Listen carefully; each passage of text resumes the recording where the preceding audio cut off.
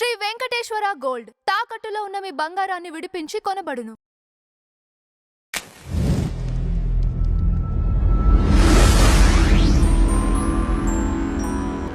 మీరు క్రిస్టియనా పాస్టరా? అదేంటి ఆ క్వశ్చనే రాంగ్. ఉన్నది చెప్తాను. క్రిస్టియనా పాస్టరా అంటే క్రిస్టియన్ అంటే క్రైస్తవుడు, ఉమ్, పాస్టర్ అంటే పాస్టర్ అంటే బోధకుడు. బోధకుడు. అవును. ఆ, పాస్టర్ క్రైస్తవుడు పాస్టర్ అవుతాడు. అంటే ఇప్పుడు ప్రతి ఒక్క క్రిస్టియన్, ప్రతి ఒక్క క్రైస్తవులు కూడా ఉమ్, బోధకులు కాలేరు కదా. కాలేదు. అవ్వలేదు. ఇప్పుడు స్కూల్ ఉంటుంది, స్టూడెంట్స్ ఉంటారు, టీచర్స్ అవును. ఉంటారు. టీచర్ కూడా ఒకప్పుడు స్టూడెంటే. అవును. అలాగే పాస్టర్ కూడా క్రైస్తవం నుంచి బయటకు, క్రైస్తవం నుంచి పాస్టర్ అయినాడే క్రైస్తవుడే ఇప్పుడు Okay. కూడా. బట్ క్రైస్తవుడు మీరేంటి కాకుండా అంటున్నా? నేను పాస్టర్ని, పాస్టర్. Christian pastor. క్రిస్టియన్ ఇప్పుడు మామూలుగా ఎట్లా అంటే క్రిస్టియన్ అనగానే వెళ్ళి కూర్చోవడం అక్కడి వరకు అంటారు. But pastor- బిలీవర్, దాన్ని బిలీవర్ అంటారు, ఓకే విశ్వాసి అంటారు. ఓకే వెళ్ళి చర్చికి వెళ్ళి కూర్చొని వినే వాళ్ళని విశ్వాసులు అంటారు, ఓకే చెప్పే వాళ్ళని బోధకులు అంటారు, పాస్టర్ని బోధకుడు అంటారు, వినే వాళ్ళని విశ్వాసులు అంటారు. క్రైస్తవులు అంటే అందరు క్రైస్తవులు. అంటే మీరు పాస్టరే అంటారు మీరు. Yes, pastor. అంటే ఇప్పుడు పాస్టర్ అన్నప్పుడు Hmm. ఎవరైనా సరే Hmm. మామూలుగా వాదించడానికి అయితే వాళ్ళు రారు కదా. సో వాళ్ళు చేసే వర్క్ వాళ్ళు చేసుకుంటూ వెళ్ళిపోతుంటారు కదా. అవును. బట్ మీరేంటి ప్రతిసారి ముందుకు వచ్చేసి ప్రతి దాంట్లో దూరుతూ ఉంటారు? పాస్టర్లు వాదించటానికి రారా? ఆ, అంటే ఏ విషయంలో వాదించటానికి? ఏ విషయంలో కూడా వాదించడానికి రారు. అంటే ఒక పోరాటానికి రారంటారా? ఆ పోరాటానికి కావచ్చు, ఆ, లేదంటే ప్రశ్నించటానికి. ప్రశ్నిస్తారు. ఆ. బట్ ఏంటంటే వాళ్ళు ప్రశ్నించి వాళ్ళ స్టెప్ వాళ్ళు వేసుకుంటూ వెళ్ళిపోతుంటారు. Hmm. బట్ మీరు అలా కాదు. Hmm. నేను ఎప్పుడు జనాల్లో ఉండాలి, Hmm. జనాలకు కనిపించాలి, నా పేరు వినిపించాలి అన్నట్టుగా Hmm. ప్రతిసారి మీరు Hmm. మీడియా ముందుకు వస్తూ ఉంటారు. అంటే నేను ఎప్పుడు జనాలకు కనిపించాలి, నా పేరు వినిపించాలని నా మోటో నాకు కాదు. ఓకే. నేను అన్యాయం జరిగిన దగ్గర చట్టపరంగా Hmm. మాకున్న హక్కుల్ని బట్టి నేను ప్రశ్నిస్తా. Hmm. ప్రశ్నించడం తప్పు కాదు, పోరాడటం కూడా తప్పేం కాదు, ఓకే న్యాయం కోసం నిలబడటం కూడా తప్పేం కాదు. Okay. అది ఎక్స్టెండ్ వరకు వెళ్ళినా తప్పేం కాదు. ఓకే ఎందుకంటే మనం ఎక్కడ చట్టాన్ని అగౌరవించటం లేదు, ఎక్కడ అక్రమంగా మనం ప్రవర్తించడం లేదు. న్యాయం కోసం ఎంతవరకు నిలబడచ్చు. Even it is a pastor. అది పాస్టర్ అయినా కూడా, క్రైస్తవుడైనా, విశ్వాసి అయినా, ఎవరైనా అది మనుష్యుడి యొక్క హక్కు, మానవ హక్కు. అది ఓకే. తప్పేం కాదు. కానీ ఇప్పటి వరకు అయితే ఏ పాస్టర్ కూడా ఇలా Hmm. బయటకు వచ్చేసి Hmm. మా మతాన్ని ఈ విధంగా అంటున్నావు అని చెప్పేసి Hmm. ఎవరు అనరు. పాస్టర్ అనే వాళ్ళు ఏంటంటే వాళ్ళ పని వాళ్ళు చేస్తూ Hmm. వాళ్ళ దగ్గర ఉన్న వాళ్ళకు మంచి విషయాలు బోధిస్తూ Hmm. ముందుకెళ్తూనే ఉంటారు. Hmm. వాళ్ళని ఎవరు ఏమన్నా కానీ Hmm. లైక్ వాళ్ళని దేవుడు చూసుకుంటే అనే ఉద్దేశంతో వెళ్తుంటారు. బట్ మీరు అలా కాదు. మీరు ముందుకు వచ్చేసి ఏదో అగ్రెసివ్గా మాట్లాడుతూ సో కొడతాం తిడతాం అన్నట్టుగా మాట్లాడుతూ ఉంటుంది. అది పాస్టర్ లక్షణం కాదు కదా అనేసి అంటారు. అంటే పాస్టర్ లక్షణం కానిది ఏంటంటే మేము చంపుతాం, Hmm. మేము నరుకుతాం, మేము కొడతాం Hmm. అంటే పాస్టర్ లక్షణం కాదు. ఓకే. అలా అంటే పాస్టర్ కాదు. Hmm. పాస్టర్ అలా మాట్లాడకూడదు. కానీ మాకు న్యాయం కావాలి, Hmm. మాకు అన్యాయం జరిగింది, మేము ఊరుకోము, ఓకే. మేము చట్టపరంగా లీగల్గా యాక్షన్ తీసుకుంటాం, Hmm. ఇలా మాట్లాడొచ్చు పాస్టర్. ఓకే. చంపుతాం, కొడతాం, నరుకుతాం అనేవి మాట్లాడకూడదు. నేను ఎప్పుడు అలాంటి విషయాలు నేను ఎప్పుడు ప్రస్తావించలేదు. ఓకే. నా ఈ మూడు నెలలు, ఆ. దాదాపు 3 నెలలు అయిపోయింది. ఈ 3 నెలల నా పోరాటంలో కానీ, నా వాదనలో కానీ ఎక్కడ చంపుతాం, నరుకుతాం, పొడుస్తాము, అది చేస్తాం, ఇది చేస్తాం అన్న ప్రస్తావనే లేదు. Hmm. ఎక్కడా మాట్లాడలేదు. లీగల్గా వెళ్తాం, ఓకే. కేసులు పెడతాం, యాక్షన్ తీసుకుంటాం, మౌనంగా అయితే ఉండం, Hmm. ప్రశ్నిస్తూనే ఉంటాం. ఇదే మాట్లాడతాం తప్ప మేము వాక్యానికి వ్యతిరేకంగా ఎప్పుడు మాట్లాడింది లేదు. ఒకవేళ ఏ పాస్టర్ అయినా అలా మాట్లాడితే కూడా నేను ఖండిస్తా, సహకరించను, ఖండించారా? తప్పకుండా ఖండిస్తా. జాన్ బెన్నీలింగం గారు మాట్లాడినప్పుడు మీరు స్పందించారా వాటి మీద? నేను డైరెక్ట్ కలిసినప్పుడు చెప్పాను అన్నకి, ఆ. అన్న మరీ అలా మాట్లాడటం కరెక్ట్ కాదన్న, కొంచెం అంటే ఓకే తమ్ముడు అని చెప్పాడు ఆయన. ఖచ్చితంగా చెప్తాం, ఓకే. మనకంటే పెద్దవాళ్ళైనా చిన్నవాళ్ళైనా మన సరి సమానులైనా చెప్తాం. ఓకే. సో ఇప్పుడు మీరు పాస్టర్ కదా, ఉమ్. 2 పెళ్ళిళ్ళు అనేది చేసుకోవచ్చా? మీరే అంటే చెప్తారు నేను కదా. ఒకటి చెప్తాను, నాకు తెలిసినంత వరకు నేను మాట్లాడేది ఏంటంటే మనిషి అన్నవాడు 2 పెళ్లి చేసుకోకూడదు. ఆ, అది పాస్టరా, యాక్టరా, అవును. స్పోర్ట్స్ స్టారా కాదు. చేసుకోవాలని ఇంటెన్షన్ ఎవరికి ఉండకూడదు. అవును. ఆ ఇంటెన్షన్ రాంగ్ ఇంటెన్షన్. అవును. కాకపోతే ఇప్పుడు నేనేం చెప్తానంటే, మనము స్కూల్కి వెళ్తాం, కాలేజ్కి వెళ్తాం, ఆఫీస్కి వెళ్తాం, ఏమని బయలుదేరుతాం? వెళ్ళొస్తాం. క్షేమంగా చేరాలని అవును. వెళ్తాం. కదా. అవును. ఇంటర్వ్యూకి వెళ్తాం జాబ్ కోసం, ఉద్యోగం రావాలని వెళ్తాం. అవును. ఎగ్జామ్కి వెళ్తాం, పాస్ అవ్వాలని వెళ్తాం. అవును. ఎవడు ఫెయిల్ అవ్వాలని, యాక్సిడెంట్ అవ్వాలని, ఉద్యోగం రాకూడదని నెగిటివ్ థింకింగ్తో ఎవడు వెళ్ళడు. అవును. అలాగే ఒక మనిషికి నేను రెండో పెళ్లి చేసుకోవాలి అనే ఆశ ఉండకూడదు. అవును. అది కరెక్ట్ కాదు. ఓకే. కానీ అనుకోని పరిస్థితులు, కొన్ని పరిస్థితులు అనుకూలంగా లేనప్పుడు, ఓకే. మన చెయ్యి దాటిపోయినప్పుడు పరిస్థితులు, Hmm. ఫస్ట్ మ్యారేజ్ బ్రేక్ అయిపోతే, ఓకే. మన చెయ్యి దాటిపోతే, ఆ పరిస్థితులు ఎన్నో ఉండొచ్చు, దాని వెనకాల ఎన్నో రీజన్స్ ఉండొచ్చు. ఓకే. బ్రేక్ అవ్వాలని ఎవడు పెళ్లి చేసుకోడు. అవును. ఈ లైఫ్, మ్యారీడ్ లైఫ్ బ్రేకప్ అవ్వాలి అన్న ఇంటెన్షన్తో ఎవరు చేసుకోరు. అవును.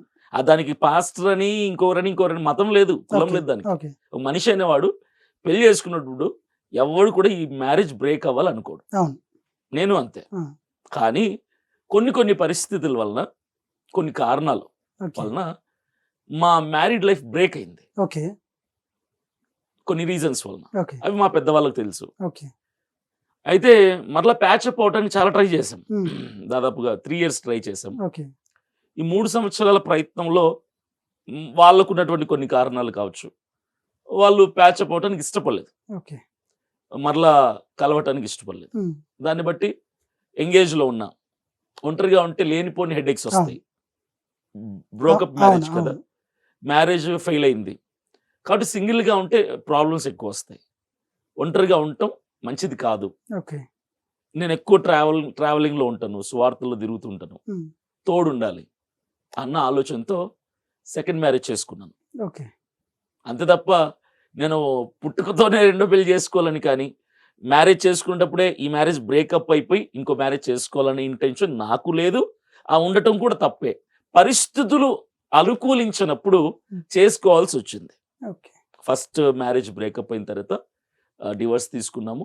ఇప్పుడు వేరువేరుగా ఉన్నా కూడా బట్ కలుస్తున్నారంట కదా, ఎవరితో తను అప్పుడప్పుడు కలుస్తారనేసి కూడా. లేదు. బయట- నేనేమంటానంటే, ఒకవేళ ఇప్పుడు నేను సెకండ్ మ్యారేజ్ చేసుకున్నా, Hmm.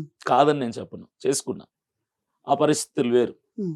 అఫీషియల్గా డివోర్స్ తీసుకున్నాం, విడిపోయాం, చేసుకున్నాం. నేను ఇద్దరిని మెయింటైన్ చేయాల.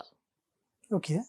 కానీ మరి బయట చెప్తుంది ఏంటి అంటే డివోర్స్ ఇచ్చేసారు, విడిపోయారు, బట్ అయినా కానీ అప్పుడప్పుడు కలుస్తూ ఉంటారు, మాట్లాడుతూ ఉంటారు అని చెప్పేసి. ఇప్పటి వరకు నేనైతే కలుస్తూ మాట్లాడుతున్నా నాకు తెలియదు, నేను ఎప్పుడు మాట్లాడలేదు. Hmm. 2-3 సార్లు ఫోన్లో మేము మాట్లాడుకున్నాం.